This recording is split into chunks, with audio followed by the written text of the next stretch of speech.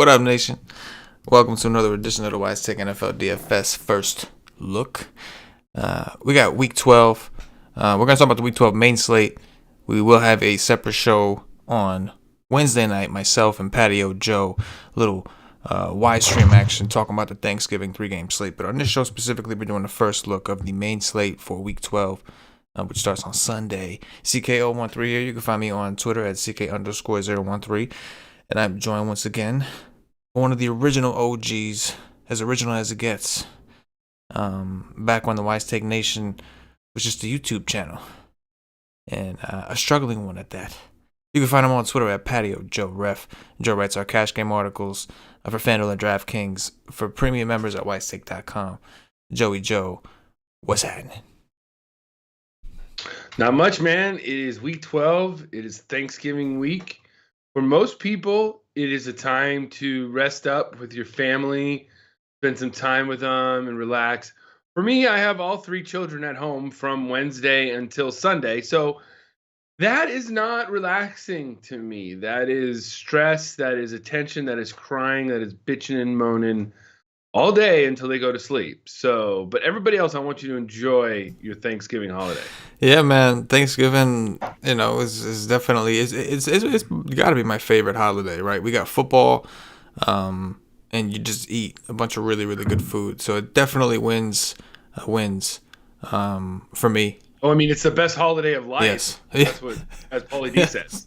Quoted by the great Paulie D. It's a quote straight out of Paulie D's mouth to your ears. Man, yesterday when he said that, man, it was just like, man, I had to quote that and put it on Twitter because you don't get too many Paulie D quotes. I mean, we had probably the best moment ever in the Wise Take history when Paulie D officially fell asleep on air, but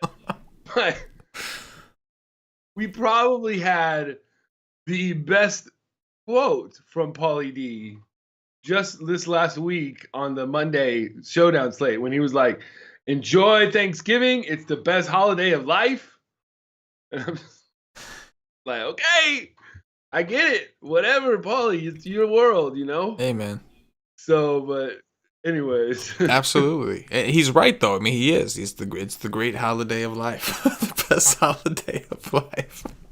And like for Paulie, it's like a week-long thing. Like Paulie will be back on the Y stream Friday. He will not be joining myself and Patio Joe on a Wednesday night.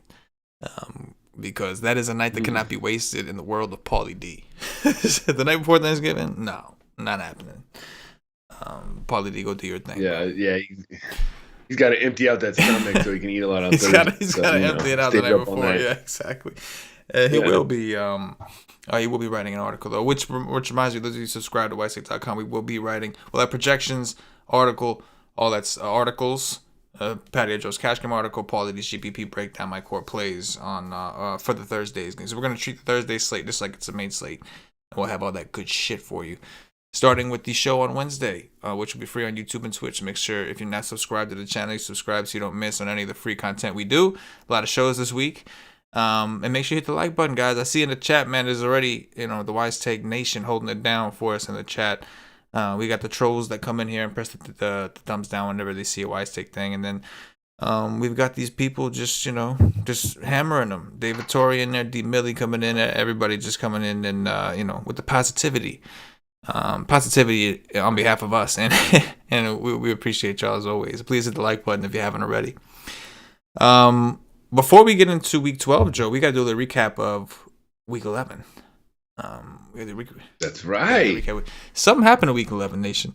In Week 11, Patio Joe, who mind you is a cash game player, who mind you is particularly like he obviously covers DraftKings, but his FanDuel is his bread and butter, right? Joey won the listener league, one of the listener leagues, and it wasn't the one that you might expect. Patio Joe won the DraftKings listener league. So shout out to you, Patio Joe. We're gonna dissect this here, but is there any kind of like motivational speech or anything you like to give to the millions and millions that are looking at this and like, man, Patio Joe won the Wise Take listener league, and I one day would like to win the Wise Take listener league. You have anything for him out there? All I have to say is that it's ironic that I win on the other site, because I feel like you don't put as much like time or like effort and research into that site. So you kind of just go like, this is the plays I like, boom, boom, boom, boom, and throw it in there and see how it goes. You know what I'm saying? Like it just was. There's a lot more like when you play at a different site. There's a lot more that goes into like dissecting that slate price wise. You know, you move on to the other side. It's like, oh, okay, fun. Okay, cool. I want to play this guy, boom, boom, boom. You know, kind of fit it in. You know, And you know what else? The thing, like what was interesting was Taysom Hill's ownership on DraftKings. It was like 20% in the listener league, but it was only like 14% in a lot of tournaments. And on FanDuel, it was such it was like what 90% owned, 100%. I think depending. 99% owned on my cash games. 99%. Right. Obviously, the tight end flexibility, but it really came down. Like we all talked about how he was still a good play on DraftKings, but it was just people had a hard time clicking him over so many other people. And like I think Herbert was one of the guys that did really well, and even Herbert on a point per dollar level, like didn't come close to what Taysom Hill ended up putting up, the money you were able to save. So Joey's lineup here, we got Taysom Hill at quarterback, and he did it naked, man. He did it, and that was the way to go. Like you could have paired him with Michael Thomas and been okay, but in reality, there were other receivers who outperformed him at better prices, and that's exactly what happened. So the naked Taysom Hill. We've got the Mike. Joe, I like the Mike Davis. We talked about that being a game theory play. Now, granted, he didn't 15.9. He didn't like mega smash, but a lot of the running backs didn't. So he got you what you needed. In our league, he was 15% owned, but I think across the board he was much lower in bigger tournaments. Took a stab at Michael Gallup. Only in the White State Listener League will Michael Gallup be 10%. In ownership, he was obviously really low owned. And then like one of the slate breakers for sure, Keenan Allen, who was 45% on. I like to see that. I'm glad when I look at our contest, I like to see. I see a 45% ownership on Keenan Allen, who was one of the best plays on the slate, and that makes me happy. It's it tells me that people are learning. Right, the processes are coming, and they all came to a similar conclusion. Deontay Johnson also 40% owned. You and I were just talking to Paulie about how that passing game is great. Paulie was real big on Big Ben of the passing game, and you and I were saying, man, Deontay Johnson is in that Antonio Brown role. That's what his role. Claypool is phenomenal, and I'll continue to play Claypool, playing both. But you always have to acknowledge if Johnson is healthy, he's in that AB role, and there was really no resistance. So he went out there, did it. Goddard, we talked about Cleveland being a more waterbowl of the middle of the field. We felt he was underpriced. We knew it was coming. And with this build, you were able to fit in Dalvin Cook, who was obviously one of the more obvious plays on the slate on DraftKings, where it was cheaper, but still, 29 points ended up being one of the top raw scorers at the position for sure. So Patio Joe, tip of the cap to you, my man, on doing dirties. The ironic thing about that lineup is that I used the core on my FanDuel article. Only Taysom Hill was at tight end. My core on FanDuel was Taysom Hill, Keenan Allen, and Dalvin Cook. So, and like that's what I kind of threw in there.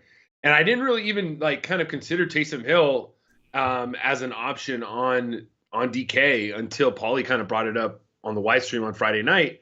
And he's like, 4,500. I don't know why you wouldn't play him on cash games. He's like 4,800. You know what I'm saying? Like all he's got to get you is 15. He'll make you, And I was like, kind of looked at projections. I was like, you know what? I can't see a negative thing about it because I think you kind of went overlooked. And then, Keenan Allen, obviously, like he was just probably my favorite play of the week.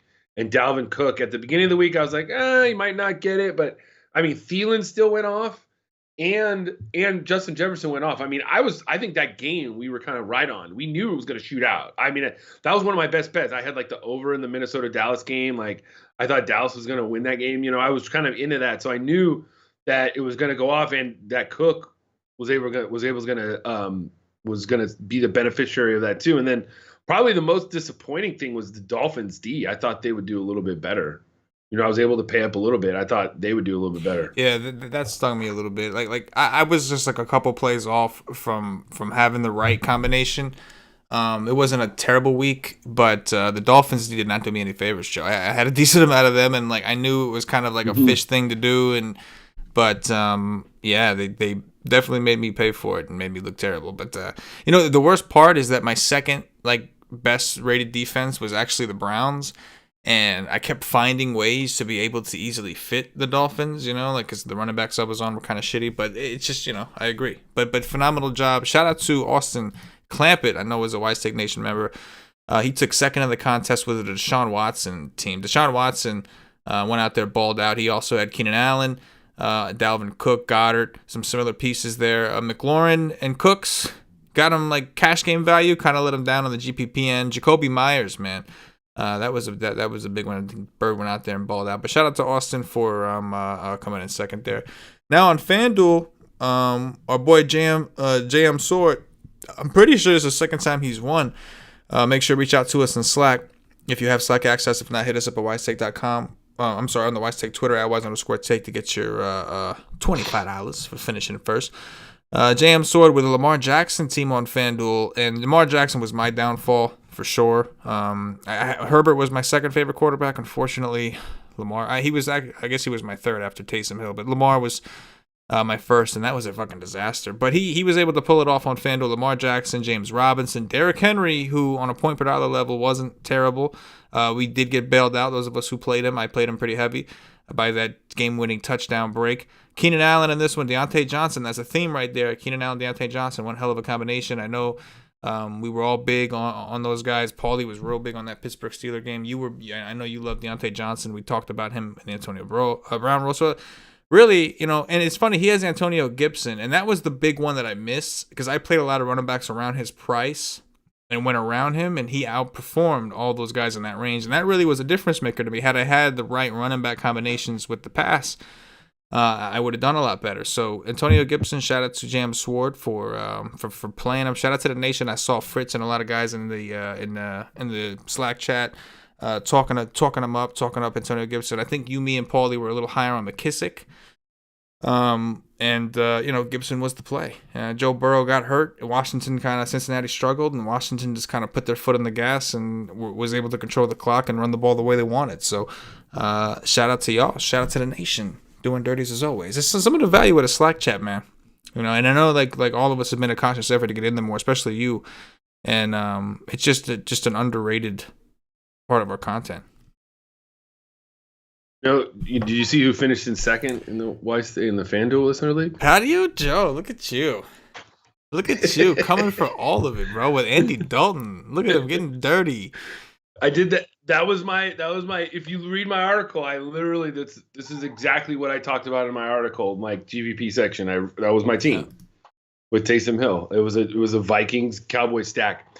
One other thing I'll talk about, and then we can move on to next week. The one thing I did on my cash team, and I'm not going to bring it up, but I did something that not very many people did, and it kind of broke to me late. I'm trying to figure out the best cash team I have, and I don't like tinkering my lineup too much, and yeah, I guess it worked. That's why I'm touting it. But I played the Falcons D as my cash defense with Taysom Hill. And my thought process was, he's going to be 99% owned. No matter what he does, I'm just going to be with the field. It doesn't really matter. So why don't I just pay down for the defense and hope he gets 5 to 6 points, which that's exactly what they did. And it was able for me to pay up other places, and that's the reason why I cashed. Genius. It was weird. I mean, obviously you never it was a very I don't know if you're ever going to have that situation again where you're like, if he busts, you're going to have the best defense of the week, right?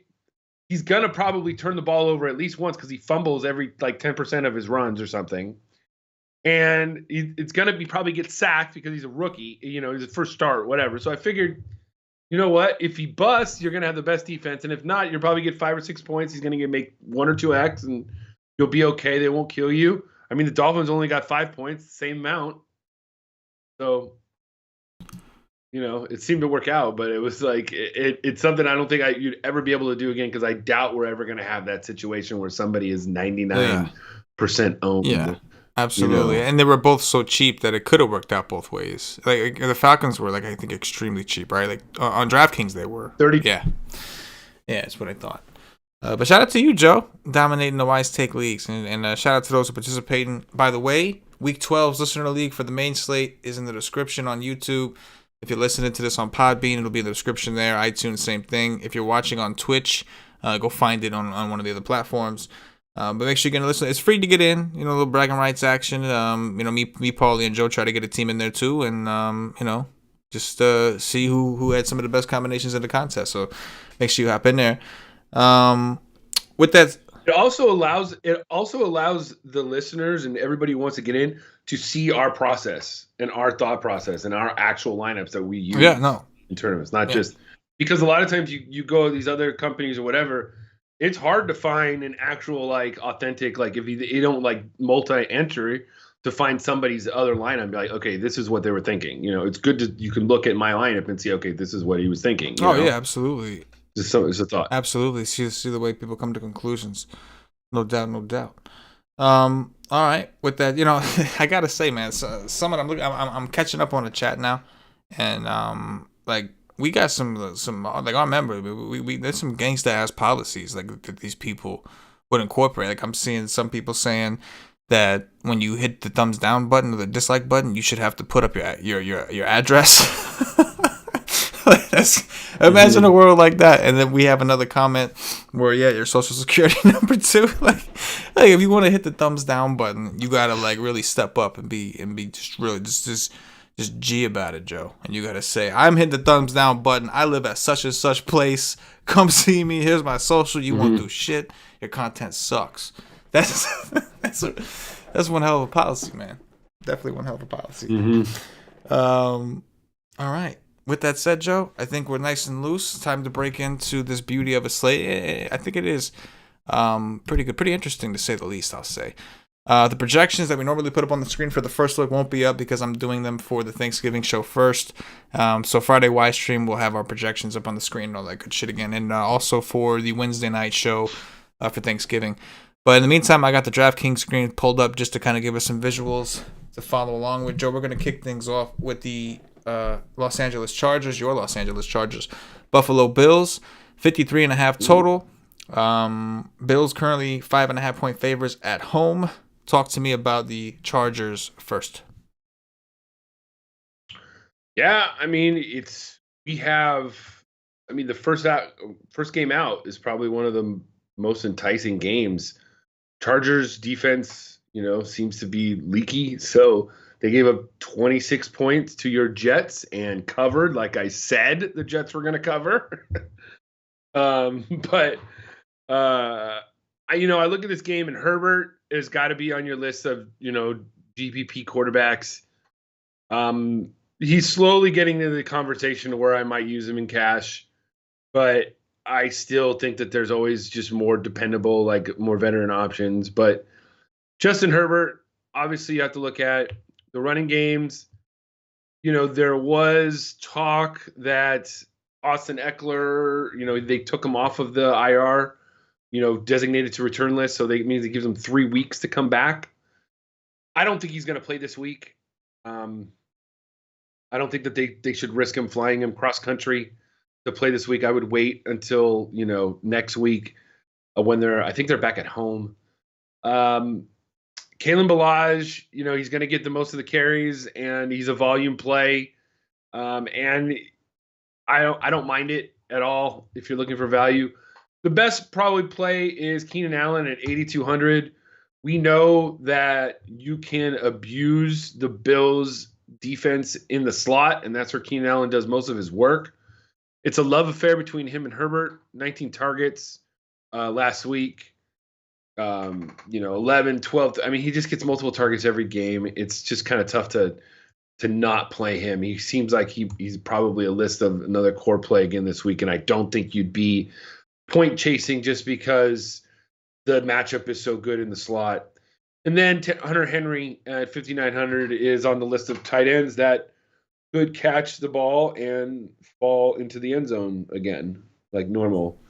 Hey, CK, did you see this? I'm wearing this again. This is my 2020 Los Angeles Dodgers World Championship. Yeah, man. It's it's a good time in LA, man. I got the hat. I got the hat too. There you go. Yeah. I like to make sure everybody knows. I waited over 30 years for this shit, so I'm gonna make sure everybody knows as much as I can that the Dodgers are the World Series champions. Anyways, bro, I feel you, man. I think that in a year where the entire world is suffering, it's nice to know that LA fans between the Lakers and the Dodgers are just living the dream. Yeah, we can't celebrate it. We can't get together. We can't have parades or anything. Yeah. I mean, starting on Wednesday, we can't. They canceled all outdoor dining now. The indoor-outdoor dining is now canceled in LA. That was the thing. They made the outdoor dining indoor because they just put tents over. But which is COVID. But COVID doesn't live in the tents, I guess. So, but they canceled that. So now, starting Wednesday, there's no more. At 10 o'clock, they got to close. Like literally, the biggest drinking night of the year, and the bars are closing at 10 o'clock. But the Lakers and the Dodgers are champions. So. yes, that's correct. So you get that. I think this game has all the makings of a shootout, right? I don't love the fact that the Chargers playing across the country, but the Bills' defense has been bad. I mean, we'll want to check the weather. I haven't even looked at the weather yet at this point because we're preparing for the Thursday slate, Thanksgiving slates. But Buffalo always want to be conscious of that. But I'm with you. Keenan Allen seems like the top play. Paying on DraftKings, paying the price for Justin Herbert at 7.2. It's not as tempting to me because we have those quarterbacks back, guys like Mahomes and all these other ones. Where if you're going to pay up, like how far up at what point, do you just go with the guy that you feel better about? But the game has all the makings. Keenan Allen looks good. I think that Mike Williams for low ownership. We know when Herbert's on, he can certainly connect and spread the ball around a little bit with Mike Williams and Henry. But Keenan Allen obviously is the top spot here. And I don't mind Balaji either, man. I really don't. I have a feeling that I'm going to want some of the cheaper running backs. Like, I think we have some good running backs on the slate, but none of them, except for maybe Cook, who we'll talk about later, are in I must have this spot. So I think I'm going to look to pay down on running back again because of all the expensive skill players we have. What about the Bills side, Joe? The Bills side, you got Josh Allen, $200 more. He's on a short list of MVPs. I think you got to put him right up there with Mahomes and Big Ben, Aaron Rodgers, Russell Wilson, who's fallen off now. It's so crazy. So lucky to be living in such an age of quarterbacks. But we know that this Charger defense can be passed on. Flacco was just bombing it to these receivers last week, making Perryman and Mims. This looks really good. So I don't mind it. I think he's cash playable too because he gives you the rushing upside. And if a shootout happens, which I think that Herbert can keep the Chargers in the game. The one thing the Chargers always do, they usually never get blown out. So I like that. The running game, it honestly, if you were stacking it and you wanted to stack the game and do it to where you think that, the Bills are going to be up late and they're going to decide to run the ball more, which they haven't done the last 2 weeks, then Zach Moss is your guy because he gets the goal line carries. But if he doesn't get in the end zone, he doesn't do any. They just don't give anybody any carries now in Buffalo. So Stephon Diggs is 7,900. He actually is leading the league in receiving yards, I think, going into the bye. I don't know if any more, but he's guaranteed about 10 targets a game. 7 catches. He'll be on Casey Hayward, but this secondary can get passed on, and they move Diggs all around, so I don't mind that. Tight end, obviously, you don't want, and defenses you don't want. Yeah, I think Josh Allen, similar conversation with Herbert. The prices are, it's totally fine. It's one of the higher totals on the game, but when you get to that point, you just got to consider who he's around. But obviously he's on the table. Diggs, good spot for him. John Brown is highly questionable at this point. We haven't seen him practice. He missed last week. I think that his status could give a boost to a Beasley, could give a boost to a Stephon Diggs, also maybe even a Gabriel Davis or one of these guys. Although they were working in McKenzie a little bit too, so that could be a little more confusing. But I tell you who I really like. I really like Zach Moss in this spot. Again, I'd mentioned I'm going to want some of the cheaper running backs most likely, and I think that Moss at 4,800 on DraftKings against the Chargers, who we saw Gore have a pretty good game against him last week. I think P. Ryan was doing all right until he had his ankle sprain. But I'm kind of interested in Zach Moss, Joe. I know you're high on Moss, man, and I know you like this kid. You've been talking about him a lot this season. For 4,800, I think he might be my favorite. And we'll check the status of John Brown. Next up, Joe, Carolina Panthers, Minnesota Vikings. We've got a 48.5 total. Vikings currently 4-point favorites at home. As far as what we know, Christian McCaffrey is doubtful for this game. I think Adam Thielen is currently on the COVID list, so we'll have to follow that as the week progresses. Joe, start off with the Carolina side. Yeah, the Carolina side, I'm going to just assume that C-Mac isn't going to play again. They have a bye next week. I mean, if they lose, what's their record, like 4-6 or 4-7?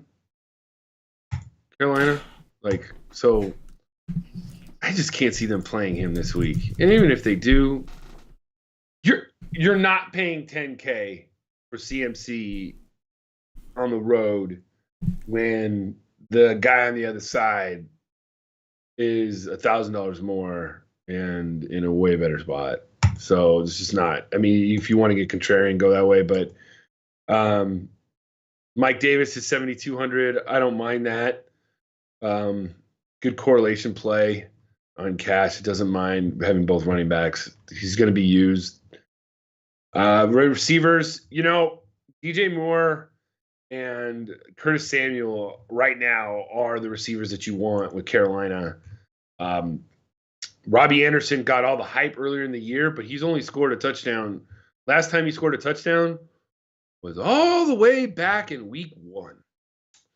If you're on FanDuel and touchdowns are way more important, I just don't think you need Robbie Anderson. So he is at 6,400. He's way overpriced. Curtis Samuel is 5,900. And it's just been more productive. So if you're going to go there, you're going to go to Curtis Samuel. We know that this secondary can be passed on. So DJ Moore, Curtis Samuel, boom, liking it. That's it. I don't want anything in the tight end. Yeah, I agree with everything, man. I think that Davis is still kind of up there in price. Getting to a point where I want either Cook on the other side, who's a lot more expensive, or I might find someone cheaper on DraftKings. But the receivers, yeah, man. Teddy B is expected. Coach Rule said he expects Teddy B to practice Wednesday. We'll see if his expectations are met, because last week he was expecting him to practice, and he kept on hinting that he thought he was going to play, and that didn't happen. So we'll see what they do with Teddy B. If he's in, obviously a boost to the pass game. I'm not saying you can't do it even if he's out, but I'm less interested in as many guys. Maybe DJ Moore, Curtis Samuel, who I think are interesting either way with McCaffrey out. And Robbie Anderson hasn't looked so hot, but in this particular matchup, if Teddy B is back, I wouldn't rule it out. If Teddy B is out, probably not. He seems to favor Samuel. PJ seemed to do a little better with Samuel and DJ Moore. But it is the Vikings defense. We saw Andy Dalton, the Red Rocket, go out there and zip that thing around. So we'll have to see what happens here with the news as well. Talk to me about the other side, Joe. Yeah, on the other side, I'm also going to assume that Adam Thielen is not going to be playing. He got put on the COVID list. They didn't go and say if he was positive or not. So it's Tuesday. Let's just assume that he's not going to be playing. That only makes Dalvin Cook even a better play. For some reason, Matt Patricia and D. Millie's Lions just stopped running the ball. They just didn't want to run the ball against a team that you could run the ball against. So D. Millie, Adrian Peterson in the Slack chat, just that's bad. Anyways, but Dalvin Cook against Carolina, they're going to just want to run the ball up their gut. They know that Carolina can't stop them. It's all going to be all Cook all day. He's probably the best play on the slate. Even at 11K, I think a lot of people are going to go there, and I think he's worth the money. So I love him on Sunday. And then the receivers, it's JJ time, baby. Justin Jefferson. All right, we're moving on up. That's right. Without Thielen, Jefferson's going to be able to get the targets. They're going to move him all around, and he's going to have a productive day. At 7K, I think he is, I don't know if he's cash viable, but he's definitely GPP viable. It's going to be a weird slate depending on how you want to go pay up for what in cash. So you're going to have to get some value guys. And I don't know if Jefferson's price is that value, but I definitely like him in a GBP setting. It's basically him or Cook, but Cook is the main play. Tight ends, you could throw darts at Smith and Rudolph, but it's nothing big. Yeah, man, Dalvin Cook looking like the stud once again. Especially assuming Thielen is out. We don't know for sure. I don't know. We've seen guys get on the list and then be able to play somehow if it's quick enough. But if he's out, even more of a boost to Dalvin Cook. Carolina's not been good against the run.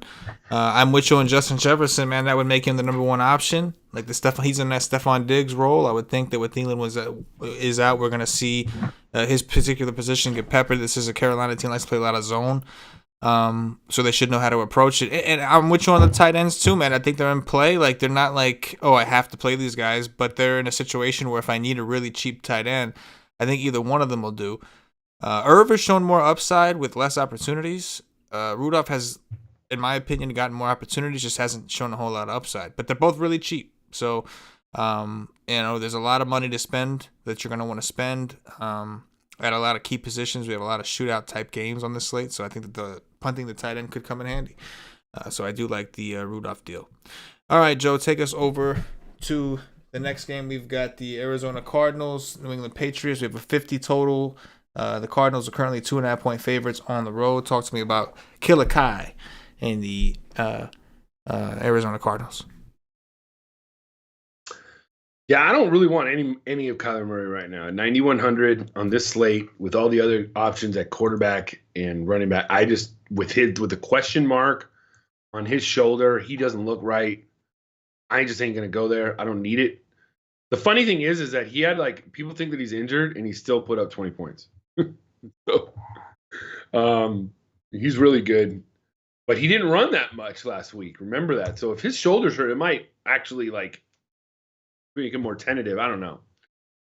But that makes a lot of everybody else just a lot of, crap, You could throw in dart throws on Kenyon Drake for GBPs. He has a, decent, workload lately, and if he gets in the end zone, it's even better. He's 6,200 on FanDuel. I don't mind it. Chase Edmonds, same thing, more of a GBP option. Wide receivers, I just, you look at Hopkins and he's in the middle on FanDuel between Tyreek and Keenan and even Ridley right below him, like Diggs. He's with the uncertainty of Murray, I'm just not going to go there. That's pretty much it. I don't really like much of Arizona this week. Yeah, I'm with you. New England, first of all, the pace they've been playing at isn't exactly attractive. And I'm a little worried, man. 8,200 on DraftKings for Kyler Murray. Think about how expensive the stack is if you want D-Hop. And on top of that, Kyler Murray's a little injured, man. He's dealing with an AC joint issue that he picked up in the last game. So is he going to run as much? Is he going to play? I mean, I'm assuming that he is. They're competing, and I'm sure he's going to want to play. But Sam Darnold, and obviously a different situation, different player, everything else, but has the same injury, and he's missed a few weeks now since hurting his. So I know that there's varying degrees. I've had my fair share of separated shoulders, AC joint injuries, but I think that right now he's too expensive, and I have some concerns. I think that Kenyon Drake's kind of interesting. Chase Edmonds, the run game is probably where I feel the most comfortable attacking at New England right now. Just a matter of which one you think you're going to get. They're only $100 apart. I think that Kenyon Drake will obviously get the first opportunities, the first crack.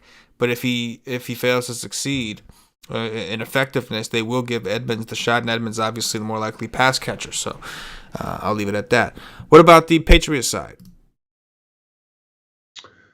Yeah, first of all, when you dislocate your AC joint, it's pretty easy to dislocate it again, right?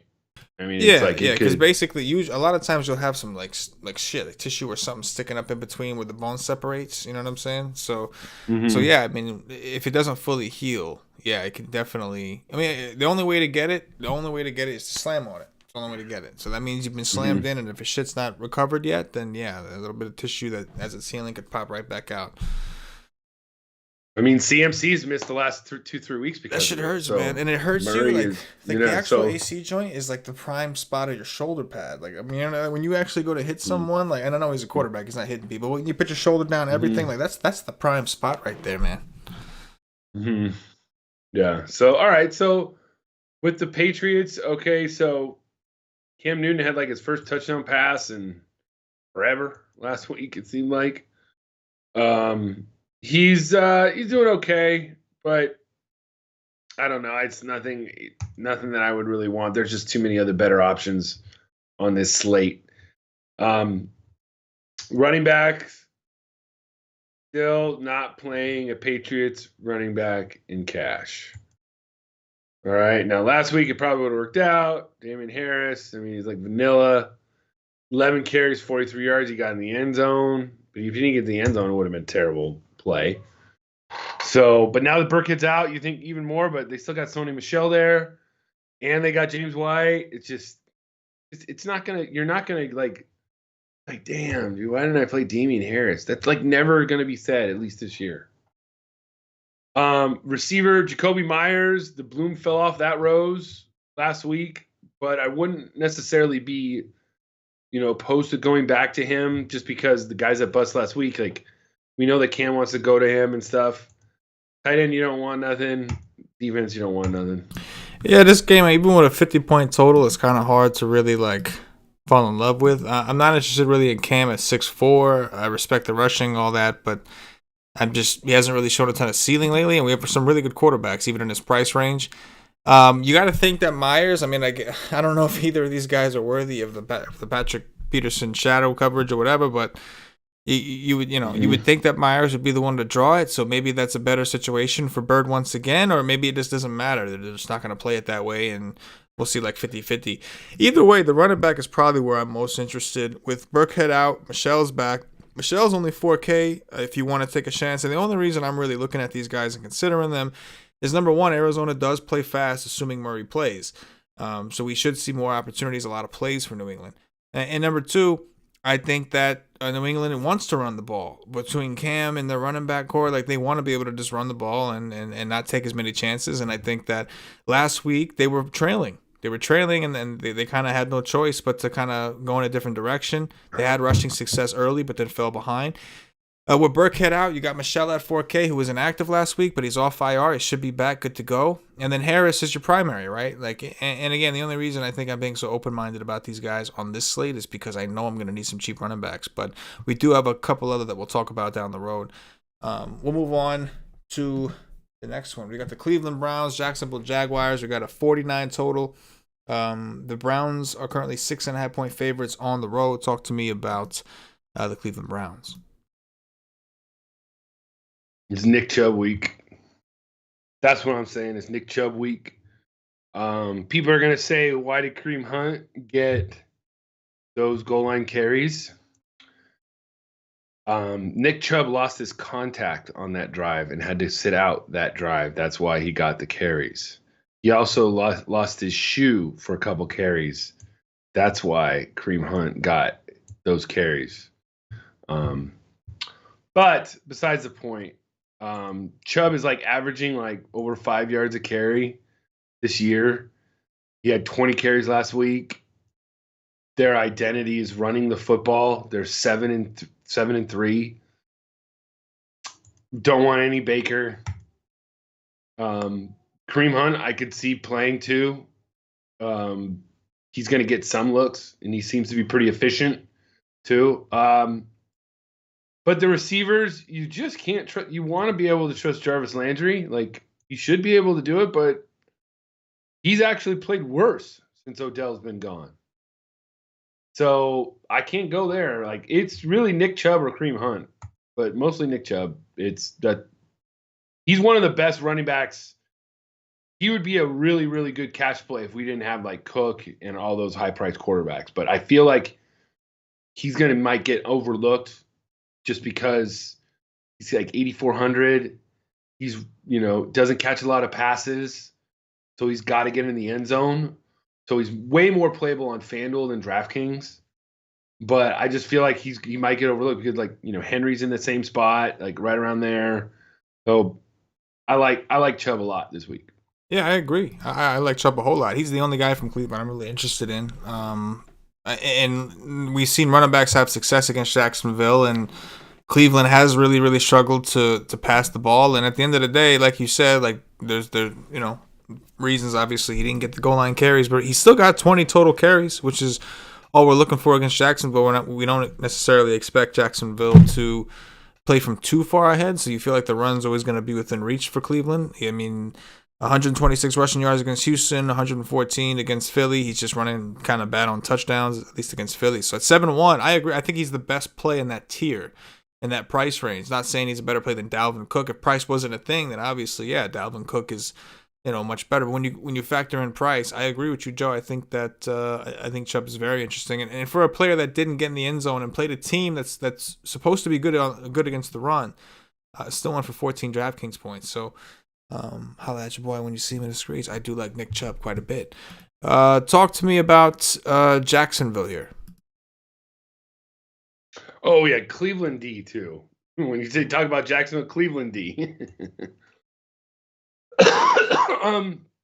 Denzel Ward is out this week. He's going to be out for a few weeks. Their best corner. So DJ Chark, 6,100. Fire him up. I know he's been kind of disappointing, but when he's had good matchups, I think he's played well. So I'm not afraid to go back to him in a GBP setting.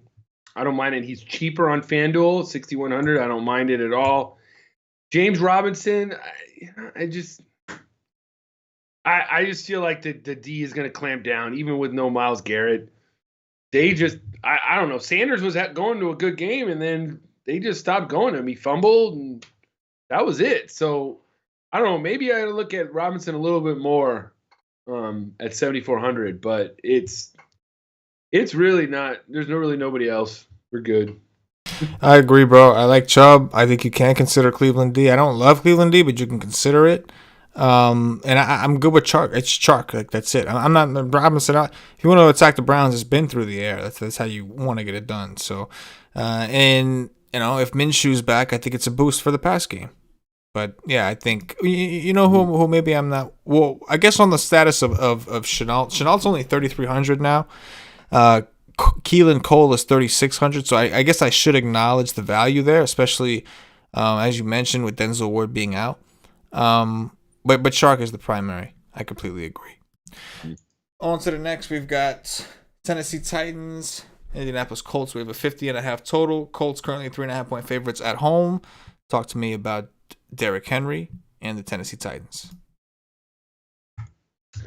Yeah, this game is for first place. Like, it's very underrated, under the radar game. This game, I look at it and I don't have much of I don't really know if I really want to go there. I mean, you have Derrick Henry facing probably the best defense in the league, or one of the top 5 defense in the league. So once again, he's going to be a great GBP play. He had a good game, Fritzy. I'll give it to him, but it wasn't like a typical, Henry November. But he's warming up. I like it.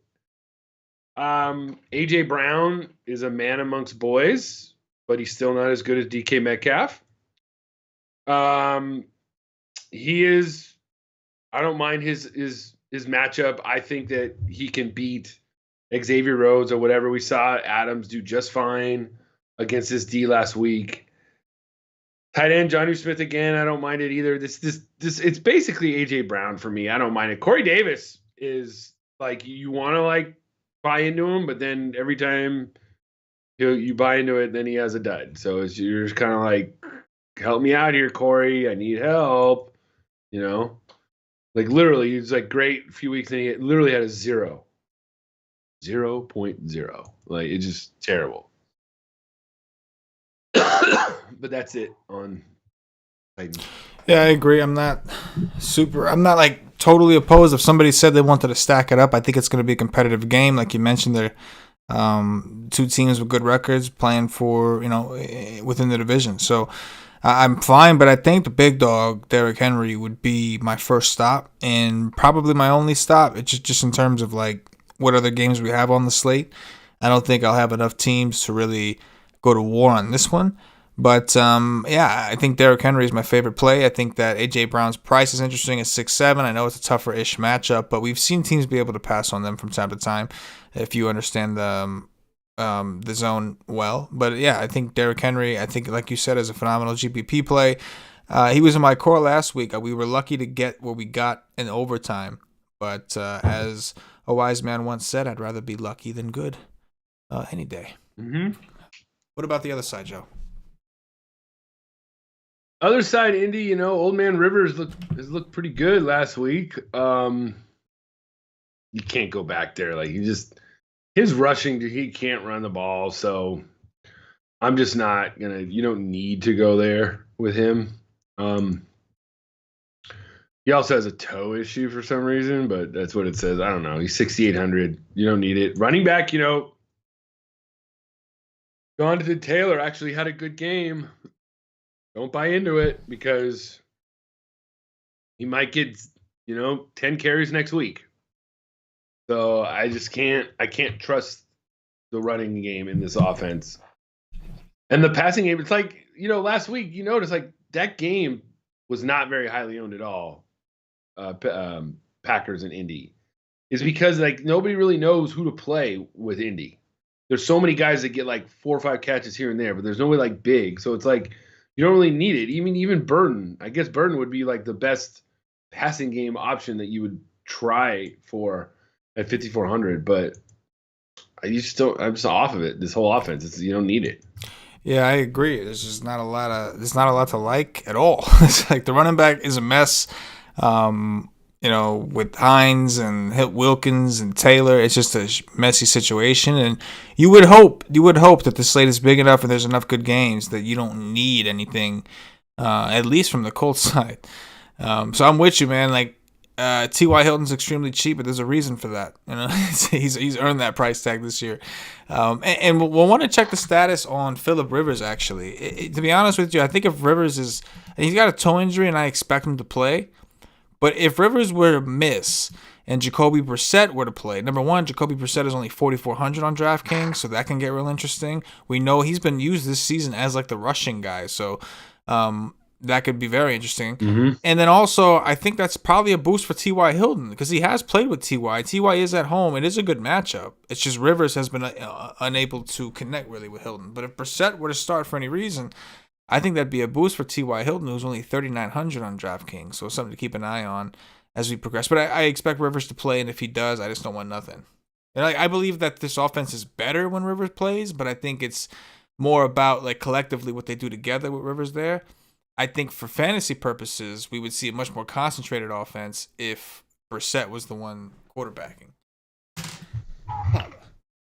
New York Giants, Cincinnati Bengals, 43 total. Giants currently favored by 4.5. Fucking complete damn shame with Thorough Joe, man. One of my that was this dude. I love to watch that dude play. But we're gonna talk about the Giants side first, Joe. Talk to me about the Paulie D's New York Giants.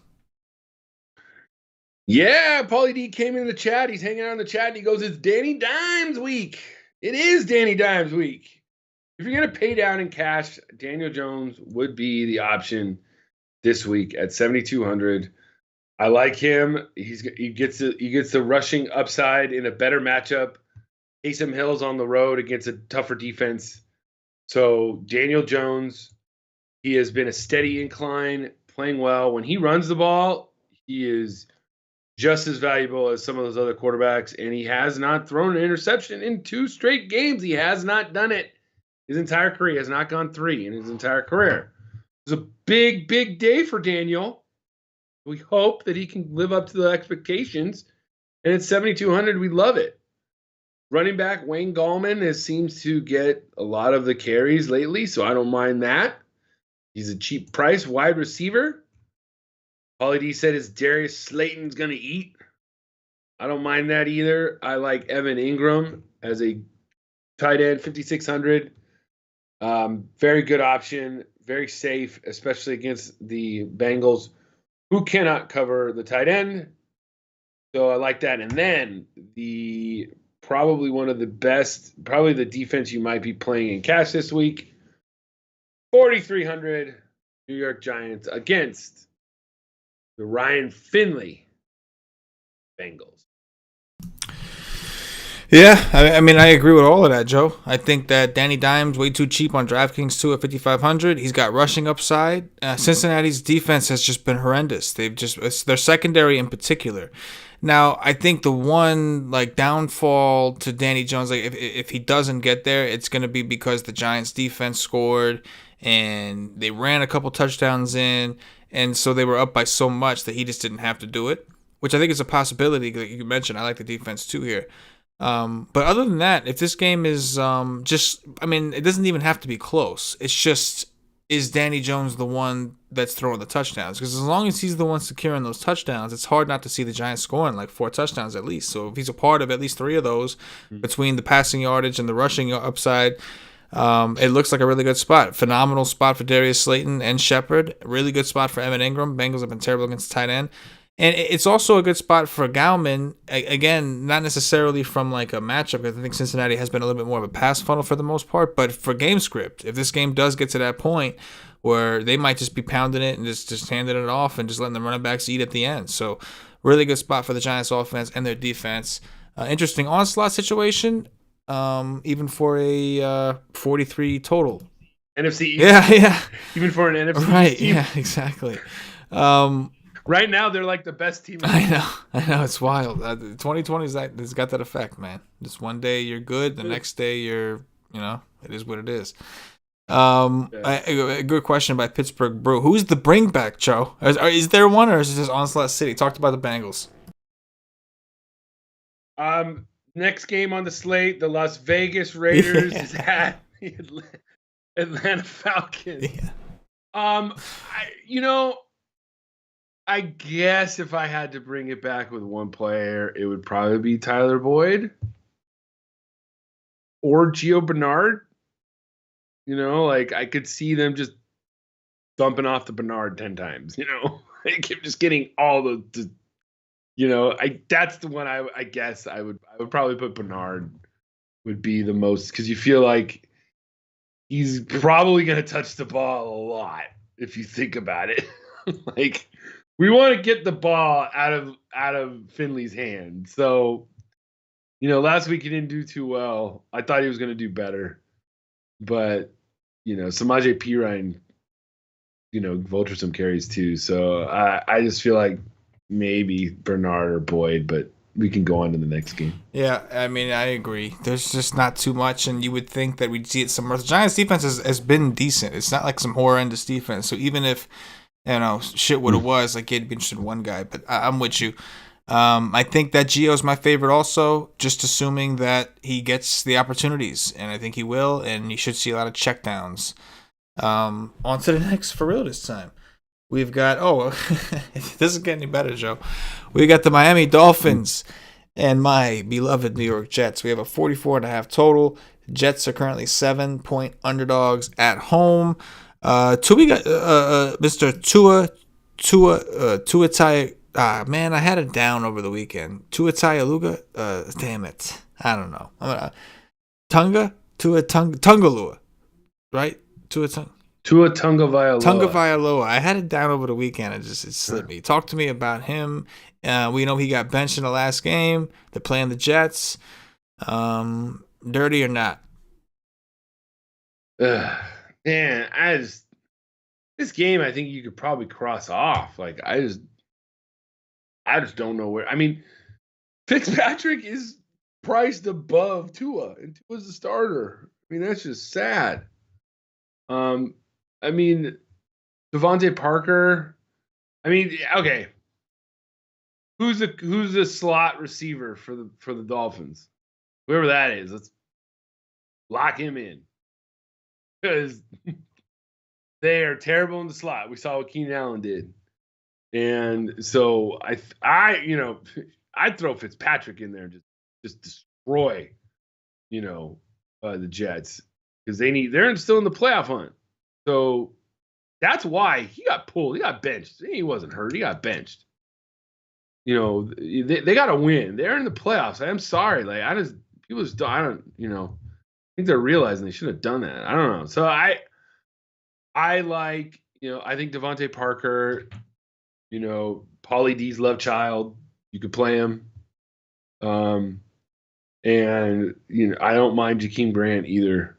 So especially if he's going to be in the slot. Tight end, maybe it's Gesicki week finally. Maybe they'll put Gesicki in the slot and then throw it to Smythe and Sheehan 10 times. Who knows? Like they normally do. But I haven't played the Miami offense all year. I don't think you need to play the Miami offense all year.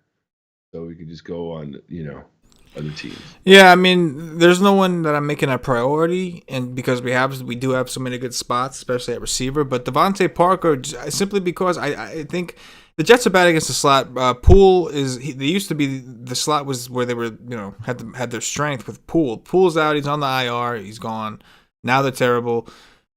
All it means to me is like the reason Keenan Allen did what he did out of the slot against the Jets was only because he was the primary option. Whoever the primary option is going to destroy the Jets. The Jets can't stop anyone, like from secondary. So it's like, with that said, I think Parker's going to be able to do whatever he wants. And I think that Parker, assuming the game plan is for Parker, now I think Gesicki's in the conversation too, because we've seen with Fitzpatrick there, Gesicki was part of the game plan and was a primary option.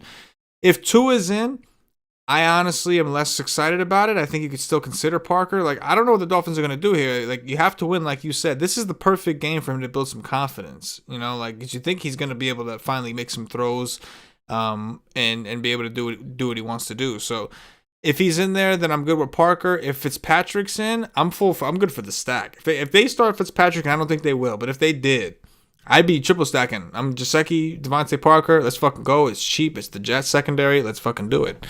And the Jets and Miami's defense obviously in play. What about the Jets side?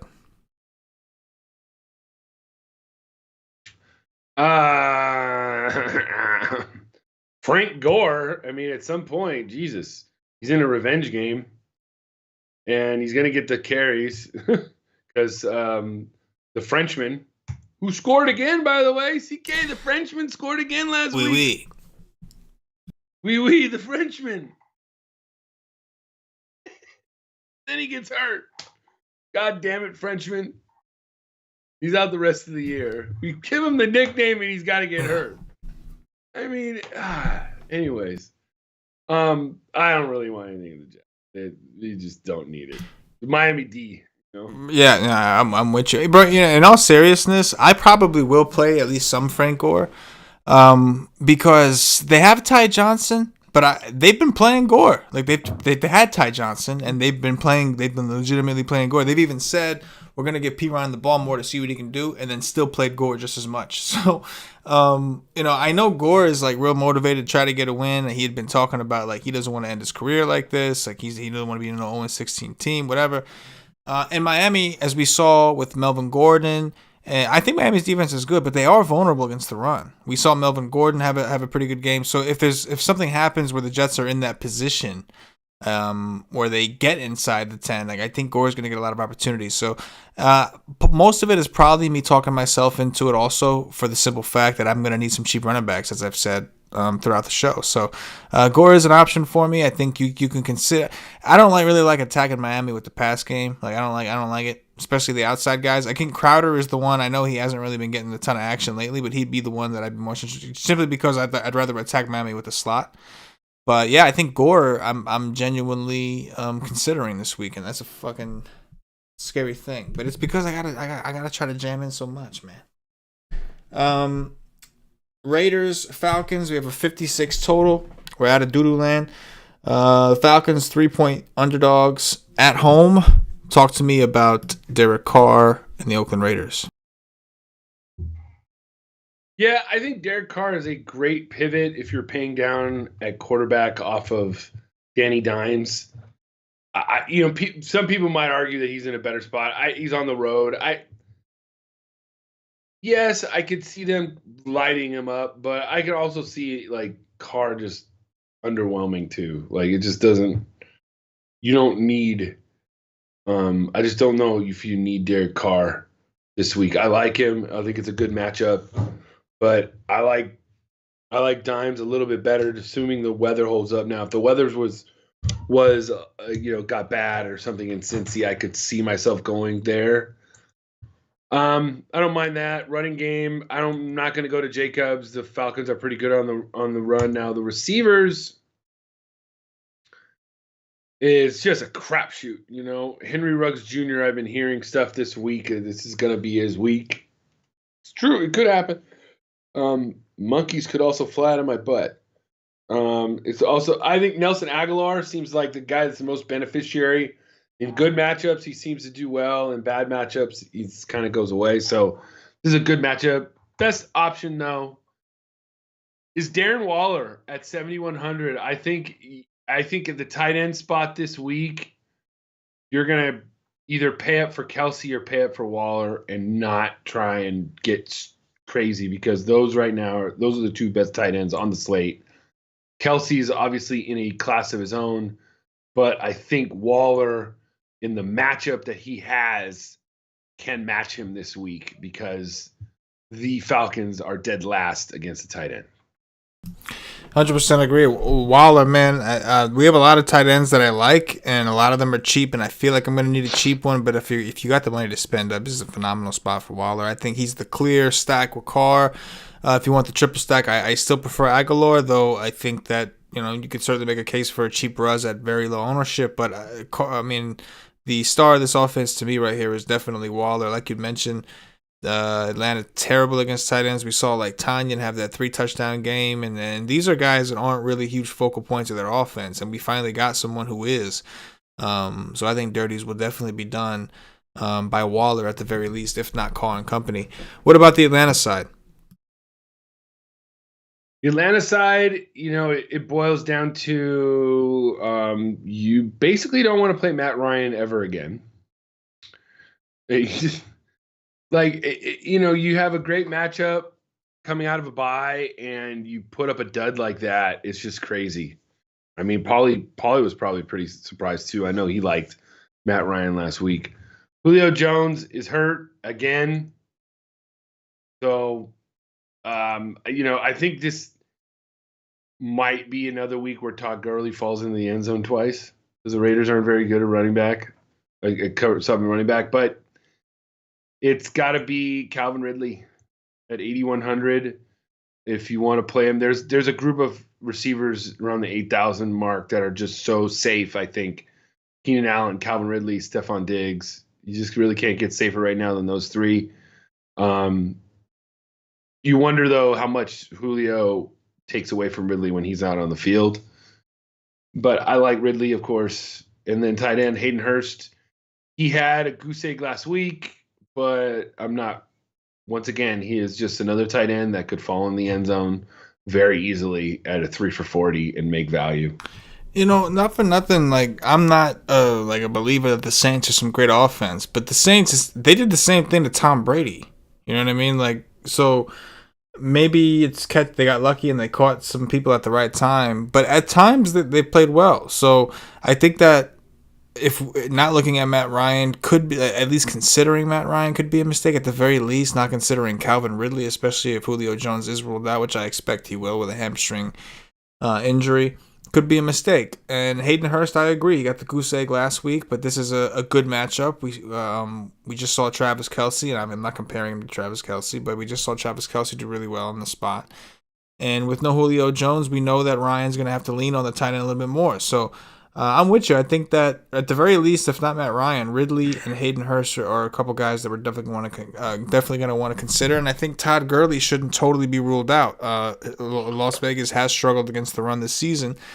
They've been, the pass game has been phenomenal to target, but they've also struggled against the run. I know Gurley's been a little, off lately, but all he needs is the touchdowns. That's all he wants is touchdowns. That's all he talks about is touchdowns. So, I'm with that.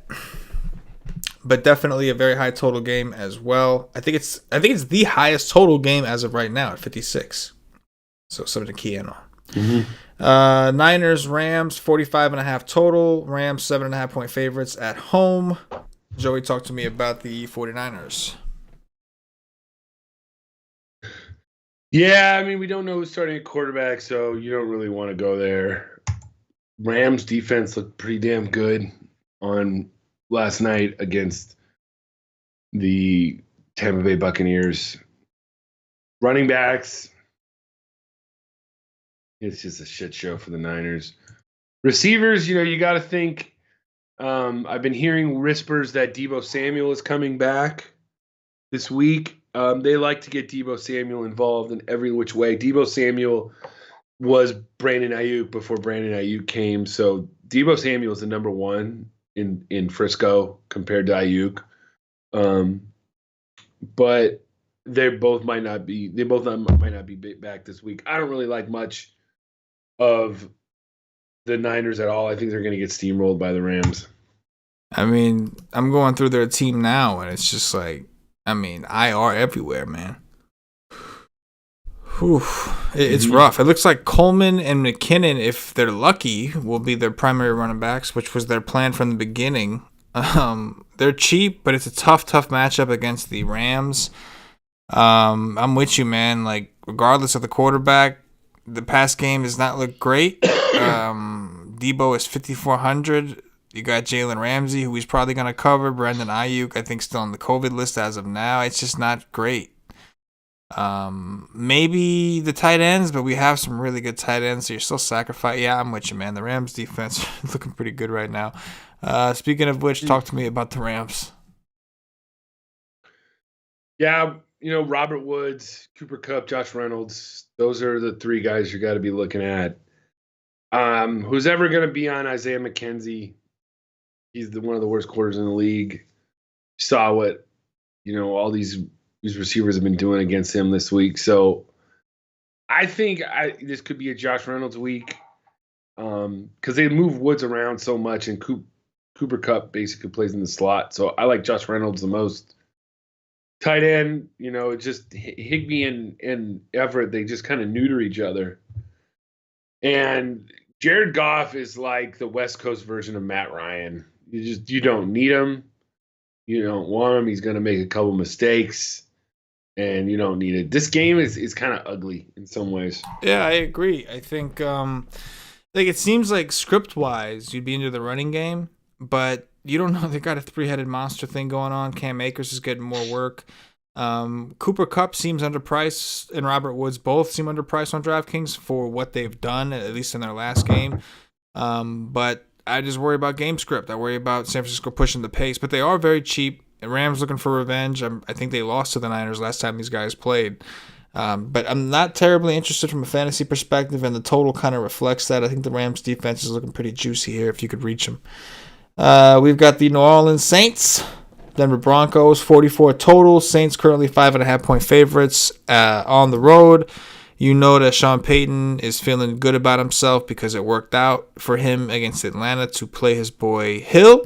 We'll see what they do over in the altitude. Talk to me about Taysom Hill and New Orleans. Yeah,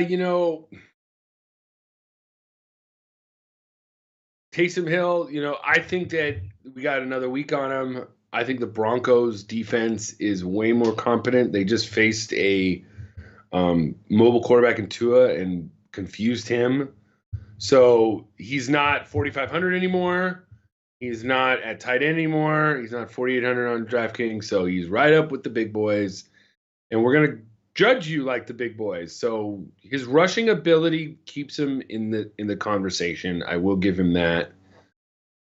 But there's really nothing else. I feel like on the road, like in the high altitude, they're travel on Saturday now, which makes it a little bit harder to, get yourself acclimated to all the settings and such. So I just think that they're going to have a hard time. I don't really like Taysom Hill. I think Alvin Kamara could be neutered until Drew Brees comes back. He had 0 catches last week and only 1 target. I repeat, he's only had 1 target. It seemed like Michael Thomas was the pure benefactor of Taysom Hill at quarterback. So Michael Thomas would be on a short list for GPPs. And the defense. Yeah, I think Hill is a little too expensive for me at this point. Thomas, it was good to see him kind of, finally, if at least as a season-long owner of his, get all the targets he got. I think 12 was pretty healthy, and I think that's going to be part of the game plan. I think that Hill's either going to, and we talked about this in the Slack a little bit. We talked about this, like I know me and Paulie talked about it. It kind of occurred to me like later on, like Saturday, Sunday, that like there's a good chance that Hill is either like he's going to look for the first option, and if it's not there, he's just going to fucking run. And that's a lot of what he did. 12 targets for Michael Thomas. And Hill had a lot of rushing success on the ground. So I feel like that's going to be it. They're going to draw up the play for the primary receiver. If it's not there, he's just going to take off and run. So I think Thomas is certainly fine to pair with Hill, though I don't love the pricing of it. I don't like the spot in general for the New Orleans offense, so I'm not super big on it. Kamara at low ownership is interesting, but again, we're dealing with altitude. They're on the road. We're not exactly sure. Like Kamara did seem to be affected a lot in his usage by Hill deciding to run the ball instead of going to him. But it also was a tougher matchup for rushing. Right, Atlanta is good against the run. They're just not good against pass catching running backs. But with that said, what about the Denver side, Joe? Yeah, the Denver side. Melvin Gordon all of a sudden scores 2 touchdowns last week, and you can't trust him again. Receivers, Tim Patrick seems to be like the 1A to Jerry Jeudy, who led the league in air yards the last 4 weeks. Take that for what it will, But Noah Fant, I think, is decent if he's healthy. He kind of goes out every game. It seems like to get hurt. So I don't really like this offense much at all. They're struggling. And I think that if, New Orleans put some pressure on them, Drew Lock's going to make some mistakes, and you don't want that. So I'm off of the Denver offense. Yeah, I'm with you. I'm just not crazy interested in him either. New Orleans, the pass has been where you wanted to attack them, supposedly, but tell that to Matt Ryan and the Atlanta Falcons. I'm kind of interested in both defenses. Simply because the Broncos are only 2,200, and they were able to get pressure. I'm a little worried that Taysom Hill is going to be able to do some dirt on the ground, but I do think that 2,200 for the Broncos defense is kind of interesting. Don't really like this game for offense on either side of it. Again, I think you could take shots on the receiver, the receiving game here, the passing game. You know what? You know who actually I do like? Actually, I do like Noah Fant. He's 4,200. Mm-hmm. I think it's a really good spot. Tight ends have done well against New Orleans. But there are a lot of really good tight ends. So I'll leave it at that. Last up, and one of the games of the week, it's the late night hammer, a true late night hammer, Joe. It's a 4:25 Eastern start. All the other 4 o'clock games are at 4:05. This one is at 4:25, the only one. We've got Pat Mahomes and the Kansas City Chiefs against terrible Tom Brady and the Tampa Bay Bucks. We have a 55.5 total, second highest on the slate. Chiefs currently 3-point favorites on the road. Talk to me about Patrick Mahomes, and the Kansas City Chiefs. First of all, CK, that's a 125 kickoff. 125 for the bougie people out on the West Coast. My bad, Joe. That's right. Yeah, Patty Mahomes at 9,000. To me, if you're going to pay up a quarterback, I'm going there. He's the best quarterback in the game. And I feel like this game is the Chiefs are going to put up a lot of points. I've had the Tampa defense on my main seasonal fantasy team, and I have seen them erode the last few weeks. And you can pass on this defense. Jared Goff threw for like 400 yards last week. To me, it's Patty Mahomes is going to be tossing the ball. Clyde Edwards-Helaire showed up last week. I like that. I think he is a decent GPP option, even though both teams didn't really want to run the ball at all. And then, Tyreek Hill is one of the top plays on the slate, but the probably top play from this game is Travis Kelce at 8,000. 3 weeks in a row, he's been over 20 points. 4 of the last 6 or 5 of the last 6, he's been at 20 points or 19 points. You just can't get any more safer than this. And I feel like in cash on such a volatile position, if we can find some value other places, Kelce at 8,000, this looks Very simple, very easy just to lock them in and get that production. I also don't mind the Kansas City defense a little bit either, because Brady looks a little rattled. I think pricing is an issue to really do a comfortable, like, true full stack of the Kansas City side. The pricing is an issue. I do think Tyreek Hill is one of the best plays on the slate. I think receivers have had success against Tampa, especially ones that are really fast. And I think what you said about Kelsey it's the same boat. I think that Kelsey is also in a phenomenal position. I prefer Hill. They're both expensive, but they've both been very, very fucking good, and so is Patrick Mahomes. So I love this game. This game looks awesome. You can get in cheap at certain angles, right? You got the DeMarcus Robinsons, the Mecole Hardmans, the Le'Veon Bells. There's cheap ways to get pieces, but the ones that you're going to primarily want, they're all in good spots, but they're all expensive. You're going to pay for it. But this game, to me, and that's one of the reasons I kept talking about paying down a running back and acknowledging Frank Gore and some of these cheap fucks that I would never want to do. I shouldn't call him a cheap fuck. There's nothing personal to Gore. It just meant a cheap dude. Price-wise, I think that this is why. It's because I want to be able to stack games like this one. With that said, Joe, talk to me about the Tampa Bay side. Well, okay, first of all, in the chat, it says KC couldn't stop the Raiders. You think they could stop Brady? Raiders just seem to play good against KC, so I don't know. They have their number. They've played them tough twice. I think that Tom Brady, we could be getting angry Tom Brady, but if you can be angry all you want, if the arm isn't there anymore, it don't matter. Okay, Father Time is undefeated. It seems to me like he's kind of like going flip-flopping from good games to bad games. I don't mind it. Like the script, I feel like they're going to be passing the ball. They've kind of they abandoned the run game, and if they get down early, they're going to abandon it a lot. I feel like in the beginning they're going to try and run the ball and keep Mahomes off the field, but when that doesn't work, they're going to have to start the throwing. And then obviously Mike Evans is in a better matchup than he was last week, and Chris Godwin, you could play all those guys. I don't mind it. I think that they're all in good spots. Antonio Brown has lost a step, but I don't mind it. On tight end, Gronk and Brait are just like flyers. I'd probably prefer Brait more than Gronk just because of his price. Seems like he's ghosting them just as much. And then the running back, it's basically you have to, if you think that they're behind, Leonard Fournette's going to be the guy to catch the balls. If you think they're going to be ahead, then Ronald Jones is the play. But I think they're going to be behind. So I don't think you have to play Fournette either.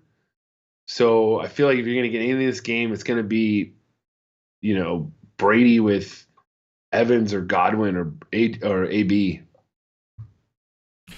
Yeah, I really like the Tampa Bay side, and it's simple. It's a way for me to get a lot of exposure or a lot of shares of this game without spending too much. Tampa Bay is very cheap on DraftKings, so I think the game will be competitive. Brady rarely has two bad games in a row. And against the Rams, I know they put up points, but that was a bad game. Brady underthrew a lot of balls, threw two really bad picks where he just made bad reads, bad decisions. But he is at home, and I'm not sold that the Chiefs' defense is great. I don't think they've been tested a whole ton, and this is twice now that the Raiders were able to go out there and do it. Not that I think to take anything away from the Raiders, and they do seem to match up well offensively against them. But I do think that when you look at all the talent on Tampa Bay's offense, they should be able to do some. I mean, they put up points against the Rams. The Rams are a good defense, and I don't think Kansas City is. So I like Brady. I like Mike Evans, who I think they need to make an effort to get to. Jalen Ramsey obviously was involved in limiting him. And Antonio Brown, how do you not like Antonio Brown on DraftKings at 5'7"? He got 13 targets. Brady continues to make it a point to try to show that it was the right move to get him. Since Brown's been here, 5 targets in his first game, in which they got destroyed 38-3. 8 targets against Carolina, 13 targets against the Rams. So I like AB and Evans the most. I'm okay with working in Godwin, but I think Gronk is the third option, like you had mentioned, Joe. We saw Darren Waller have a pretty good game against Kansas City. I think Gronk can do similar things. Gronk did not have a great game against the Rams in a tough matchup, but he had 6 targets. Only caught 2, but he had 6. So I think Brady bounces back, and I used the different Chiefs like Kelsey or Hill as bringbacks as a way to get exposure to that. But I expect Tampa Bay to come out swinging.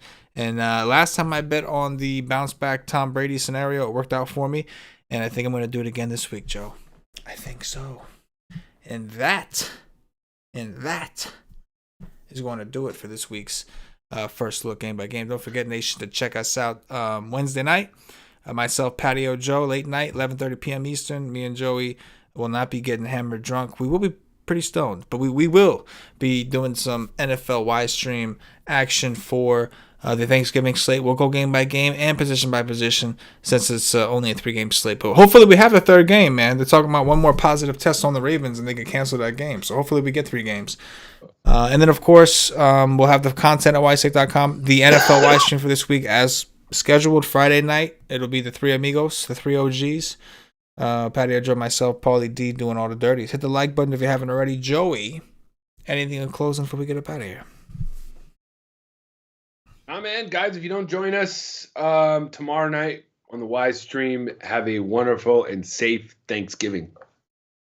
Celebration of life. One of the great celebrations of life. Holidays of life. The best holiday of life is Thanksgiving. I mean, literally, Paulie could not have said it better. Yeah, they nailed it. Like, Thanksgiving, I don't know what Christmas is.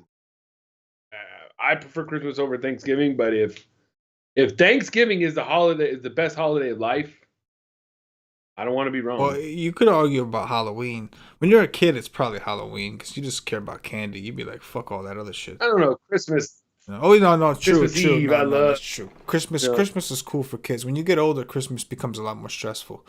But yeah, I like Thanksgiving. But holiday of life, Paulie D said it. So it's and don't forget, if you're on the Slack chat, please hit up Paulie D and talk to him about Flash Draft season. Paulie D made like $1,200 out of his ass the other night on Flash Drafts Monday Night Football.